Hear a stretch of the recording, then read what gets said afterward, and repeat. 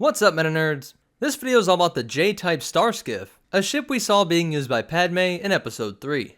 It was manufactured through a combined effort of Theed Palace Space Vessel Engineering Corps and Naboo Star Drives Incorporated, the same group that brought us all the other J-types and H-type ships, which were used by the royalty of Naboo. With a length of 29.2 meters, or 96 feet, it was about the same length as 2.5 X-Wings, and at 49 meters, or 161 feet wide, it was a sandcrawler plus 9 Jawas across. At a top atmospheric speed of 1,050 kilometers per hour, or 652 miles per hour, it had the exact same speed as an ARC-170. This speed was achieved through these massive Saucon-S sublight engines, which were manufactured by Naboo Star Drives, who made the engines in hyperdrive for the Royal Yacht and the diplomatic barge. Now what is really impressive is that it had a modified hyperdrive, giving it a class 0.5 rating, which was only matched by the record-breaking ship, the Millennium Falcon.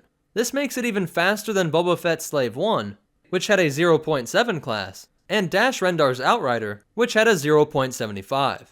So it's as fast as a starfighter at sublight, and matches the fastest ship in the galaxy in hyperspace.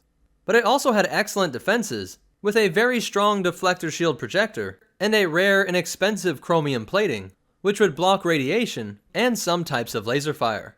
Unlike the J-type 327 Royal Yacht, which was unarmed, this ship comes equipped with 2 top-mounted laser cannons. That being said, it was never designed to enter combat, and mostly relied on its sensor jamming countermeasures and incredible speed to flee from danger.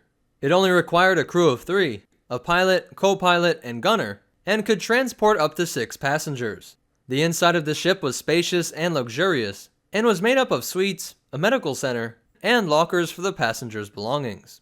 Like the much larger diplomatic barge, the Star Skiff was also designed to refuel N1 starfighters if the ship's bigger brother wasn't around. It was produced for Queen Apilana, who was the successor of Nuyutni, who replaced Jamila, who took over after Amidala. Although the ship did not formally belong to Senator Amidala, the reigning queen allowed her predecessor to use it, a common tradition on Naboo, to show respect for the previous king or queen. The reason why it was called a Star Skiff is because it was intended to be a personal transport, and could rely on its repulsor lifts to glide around in a planet's atmosphere. Padme made sure that she knew how to fly this ship, but would usually leave this task to Captain Gregor Typho, since Typho's uncle was Panaka, who helped to protect the queen during the invasion of Naboo. This ship would also be piloted by C-3PO from time to time, and throughout the Clone Wars, many other senators decided to purchase the J-type Star Skiff after learning of their undeniably great stats. This ship was used during an attempt to negotiate with Zero the Hutt, with Rush Clovis acting as a spy for the Jedi, and when trying to turn Anakin back to the light side, 3 missions that did not go as planned. Feeling betrayed, Anakin, who is now Darth Vader, used Force Choke on the pregnant Padme, an incident that would result in her death, and I don't think she died because she lost her will to live, but that Palpatine drained her life energy. But that's not a story the Jedi would tell you. After Padme died, the population on Naboo was horrified, and the royalty decided to retire the ship in honor of the fallen queen. But just in case you are more worried about the ship, you can relax. The J-type Star Skiff never died off. In fact, many senators continued to buy this model, as they were expensive, incredibly fast, and were quite the status symbol on Coruscant. So that's it for the Star Skiff, but you definitely want to hear these cool facts and behind the scenes stuff. This ship was modeled after the RQ-3 Dark Star, an early unmanned vehicle produced in 1996, and the Northrop YB-49 bomber, developed after World War II, which would also influence the look of the diplomatic barge.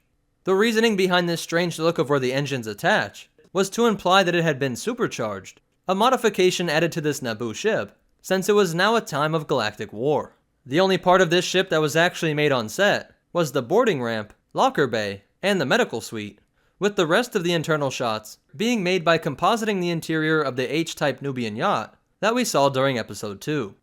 So that's it for the J-type Star Skiff. If you liked it, go ahead and hit that like button, and if you want to check out our social media, or ways that you can help support this channel, be sure to check out the description down below. If you want to see more, be sure to hit that subscribe button, and hit the bell icon so that you get notifications. But more important than all that, remember, nothing screams class like riding around in a ship used by a now dead pregnant queen, and the Force will be with you, always.